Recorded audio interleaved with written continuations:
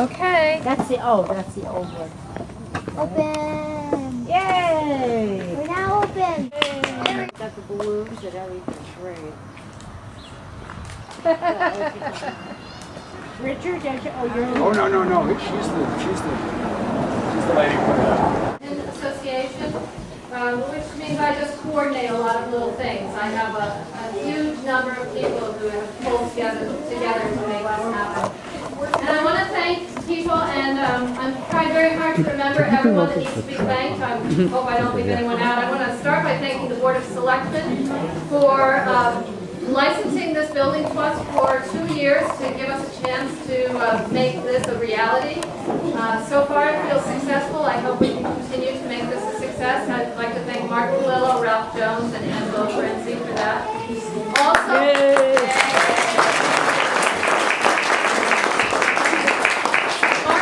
he'll be speaking next, and Ralph is in England, and Angelo, I believe, is in California, so they're too far to come today, but they both sent their best.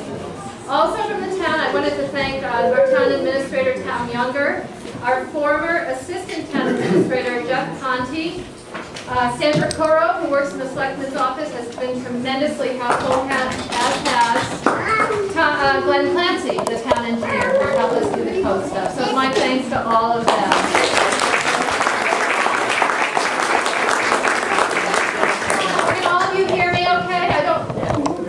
Okay, good. Also, I want to thank the Belmont Public Library for being stewards of this building for so many years. It's just been, it's an amazing building, and I think that what they did for this town by shepherding the care of this building for so long is fantastic. And any number of people today have talked to me about the various librarians who've worked in this building and the sense of warmth and welcome that those librarians created here. Sandy Kendall today told me that this was her very first job working in this library, and the librarian bought her these tables and chairs so that she could do story hour for the children. So I think the librarians that were here have a lot to do with how good people feel about this library. I'd like to thank the members of the Benton Reuse Committee. They were asked by the Board of Selectmen to look at all the different things this building could have been used for, and their recommendation was that it could be used as a library. The Belmont Historical Society has been tremendously supportive, and we thank them for their ongoing support, as has the Historical Commission, which submitted paperwork which allowed us to become eligible to be on the National Register. I'd like to thank the Vision 21 Committee. I'd like to thank the press, who've had fantastic coverage from the Citizen Herald, the Patch, and the Boston Globe. I'd like to thank Fitness Together and Kazoom. They partnered together to in such a way that we have some additional donations for books, and the Fitness Together person's been here today. I don't know if he's still here, but yes, thank you. We thank you very much for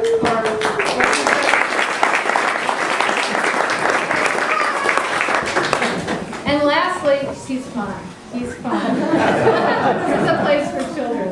And lastly, I really want to thank the Friends of the Benton. I mean, this is a group of people that have brought so many talents together and really worked together to make this happen. I'm not going to list everyone, most people are here, but I do want to thank one person in particular, and that's Joanna Hilgenberg, who had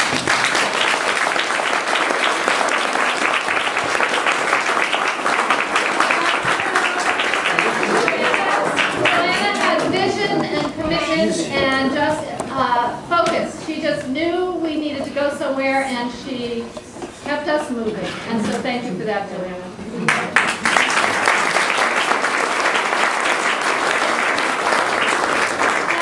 A short series of speakers. I've asked everyone to be brief, but it is a number of people, and I'd like to begin by introducing Mark Paolillo from the Board of Selectmen.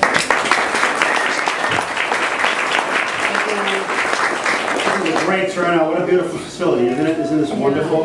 I have some prepared remarks. So, ladies and gentlemen and kids, I am honored to stand here before you today to represent the Board of Selectmen in the grand reopening of the Everett Benton Library. This building served our community for over, I think, 79 years, correct, as a public library, and I am thrilled to see it reopened and to continue to serve the residents of our community. This reopening would not have been possible without the tireless efforts and dedication of the Friends of the Benton Library and the Benton Reuse Committee. In addition, the loyal and passionate support of all of you residents. I applaud you for your efforts and determination. This building, and I'm not going to steal any thunder from Richard, but this building dates back to 1892, which is incredible.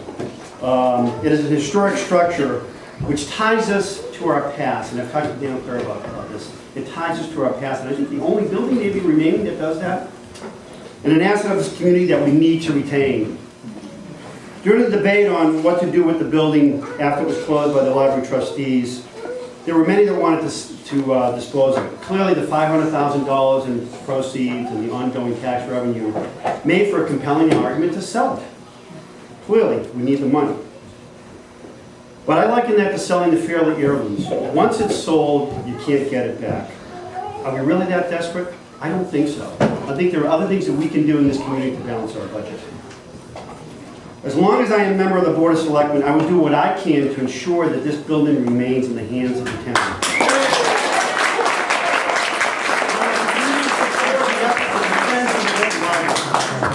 In closing, I want to applaud and congratulate the Friends of the Benton Library, the Benton Reuse Committee, and their efforts. As Joanna Hilgenberg said at our Board of Selectmen meeting, this is what volunteerism on behalf of the town looks like. May it continue. Thank you.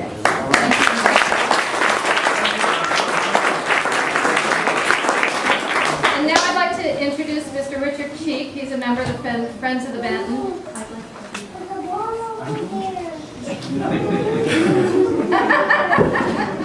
And he's going to talk about the history of this fantastic building. And I'll try to keep it brief. Many of you know this, but and Dick Betts is here, and most of this is basically you're listening to Dick Betts because he came up and distributed this information for the Historical Society a long time ago. So we're lucky that he's here tonight too, just to make sure I get it right. Designed as a chapel by the architectural firm of Dull and Dolning, perhaps the worst name. It's something like Dull and Duller. The Benton building was constructed in 1892 for the Belmont School for Boys, which had purchased the former Cushing Payson estate as its campus. With seating for 125, boy, they really crammed them in there. The chapel was used until 1899 when the school was amalgamated with Milton Academy and the boys left town. The school's land was bought by outside developers and almost became an amusement park. But fortunately, that didn't happen. The site remained unoccupied until it was bought by Colonel Everett C. Benton in 1903, and that's the colonel's portrait on the back wall there. The colonel moved his family into the mansion Belmont, for which the town is named, and made the chapel available for public meetings. Among the building's users were two new congregations, which organized themselves there before erecting and moving to the Payson Park Congregational Church in 1913 and the Belmont Methodist Church in 1921, respectively. After the death of Colonel Benton in 1924 and the demolition of the mansion in 1929, his widow, Willena, and her 6 children offered the chapel to the town for use as a branch library. The gift was made in the Colonel's memory and in honor of his many public contributions as a member of the Governor's Council, Belmont's town meeting moderator, and the donor of a public library to his hometown of Guildhall, Vermont.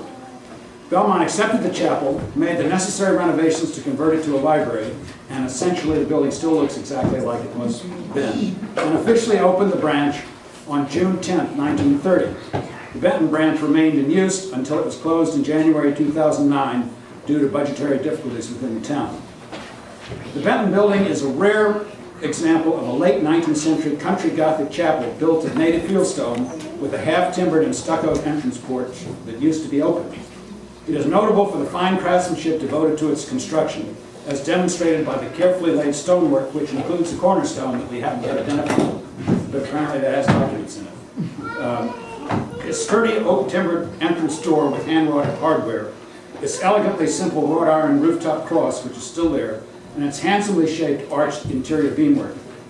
Aside from the shelving that was subsequently introduced against the wainscoting, its interior remains almost untouched, a single soaring space with a high crossbeam cathedral ceiling that is bounded by a large arched Gothic window, which used to have stained glass apparently, at one end, and a raised semicircular apse at this end, which of course had the altar. But that's just a rocks and mortar description of the Benton's architectural value. It is the spirit of service that still lives within this little building that is equally important. The aspirations that are represented here, the desire to teach others the love of God and respect for religion, the determination to shoulder civic responsibility and gratitude for the benefits of living in Belmont, and the goal to incite a passion for reading in an intimate, old-world atmosphere. These ideals still reside within these walls, waiting for us to recognize their importance by continuing to pursue them. But we mustn't get too solemn during this celebration.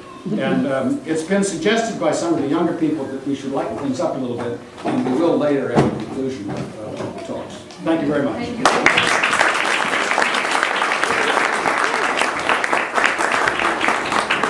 And now I'd like to invite Virginia Jordan to come and speak to the history of the Friends of Benton, which started in 2006, I believe. That's right. Thank you. And it's just great to see you all here. Of course, Richard's a hard act to follow, but we've been very fortunate that he's been involved.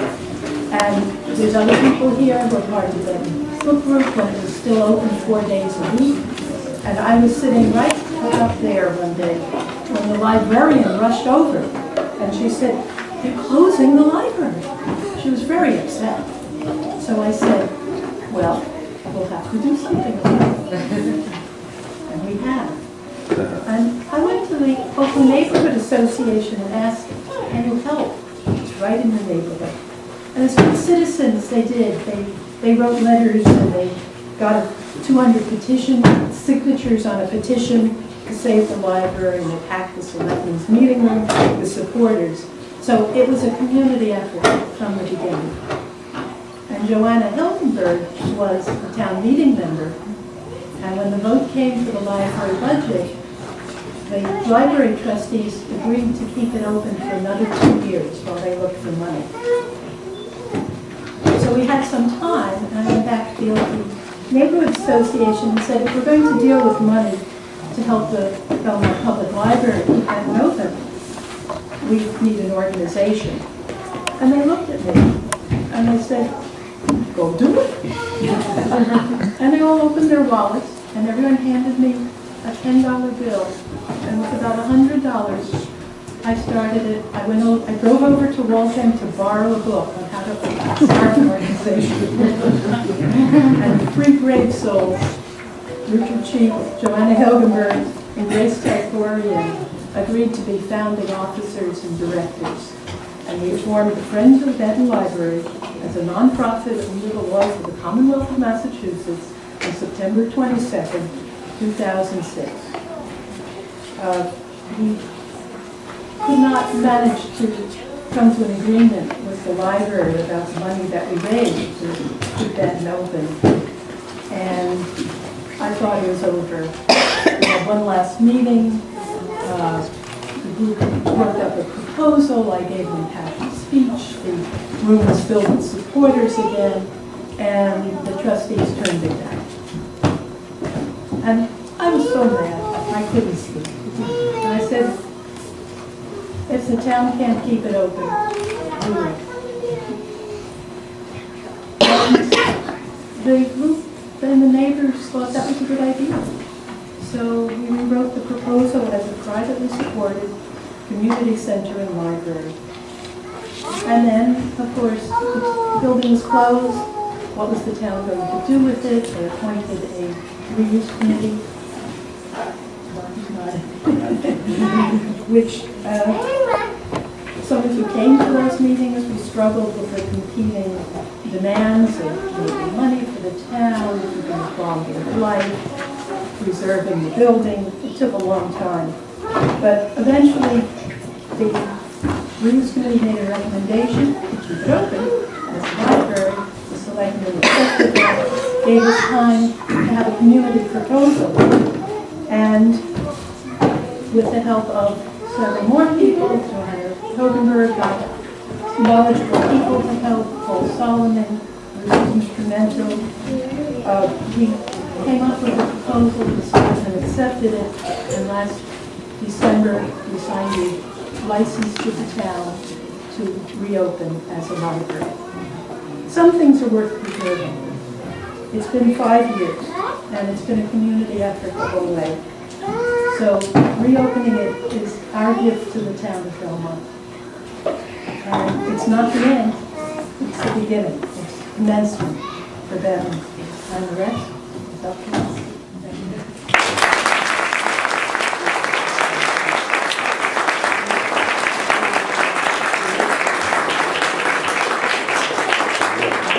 Thank you, Virginia. I'd now like to introduce Mike Smith from the Historic District Commission. Thank you for coming, Mike. You're very welcome. Thank you, Elizabeth. Greetings to all of you from the Historical Commission. This building has been determined to be eligible for listing on the National Register of Historic Buildings. And just talking with Mike here, I think we now follow through and have this building listed on the National Register of Historic Buildings, place that it so richly deserves. I got up this morning, I read the Boston Globe, and in the Globe magazine they have the top places to live in Massachusetts. And once again, we escaped their attention.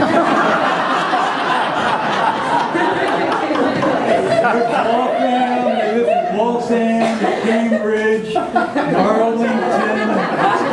Oh, if they could see us now. We are a blessed community. We're a community where people care about their neighborhoods and care about each other. And nowhere is that more evident than right here at the Everett Benton Library.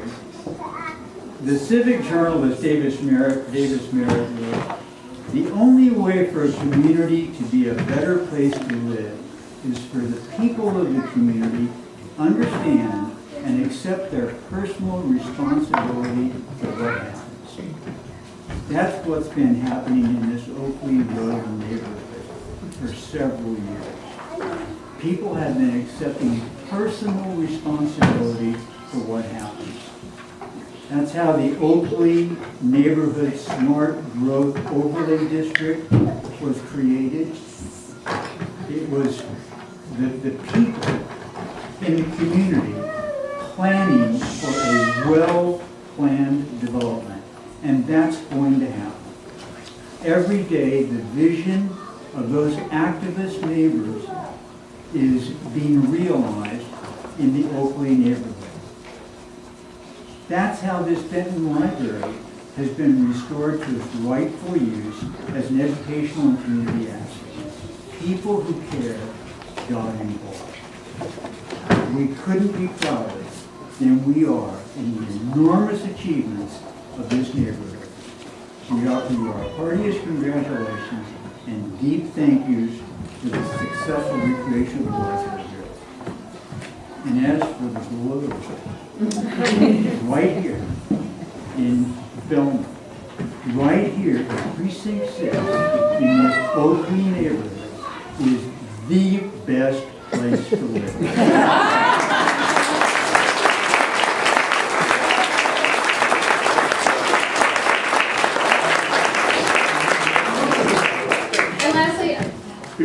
I'd like to introduce Dan LeClerc, who is not only a member of the Friends of Benton, but he is also here representing the Belmont Historical Society, because this is a pretty exciting week for us.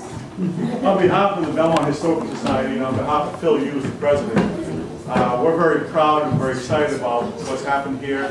We endorsed this effort way back in June wholeheartedly. It was a unanimous vote of the board. Also, in our last annual meeting last Wednesday, we gave an award to the Benton Library, to our annual Historic Preservation Award for all the work that you've done. And also, we're very excited by the fact that Elizabeth Gibson, your president, has been nominated to the board. So we're going to have a very close partnership going forward, making sure this is preserved in perpetuum for this neighborhood as a working group. So thank you very much, and I appreciate all you've done. Yeah.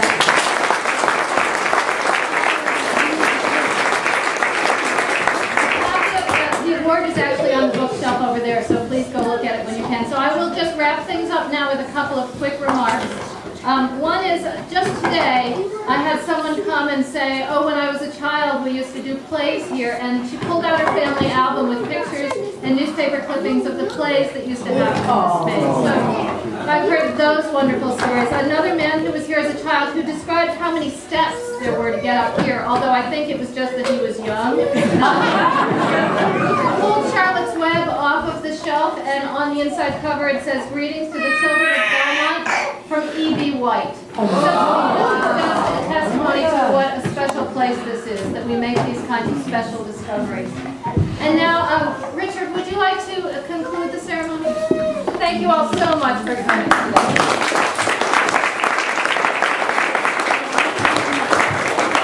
We've already benefited tremendously from both physical help from the young folks in the neighborhood and suggestions. They think this is a fairly serious space and it needs lightening up with a mascot. And so if they would come, if kids would come forward and unveil the mascot, please. This is the one that they suggested.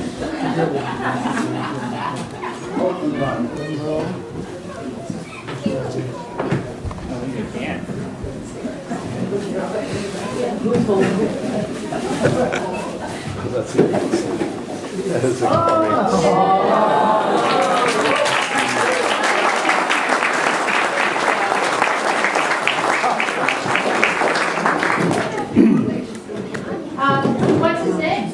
Benton. In the neighborhood. It's an appropriate mascot for our building. Thank you all so much for being here.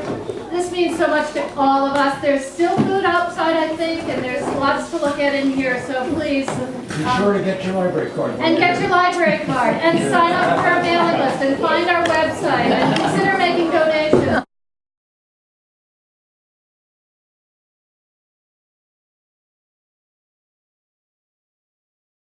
Jean, can you give me those cards? Yes, these are the ones that are done, so if you're here. Oh, okay, well, so we're done, but I'm going to read off some names because we have some library cards.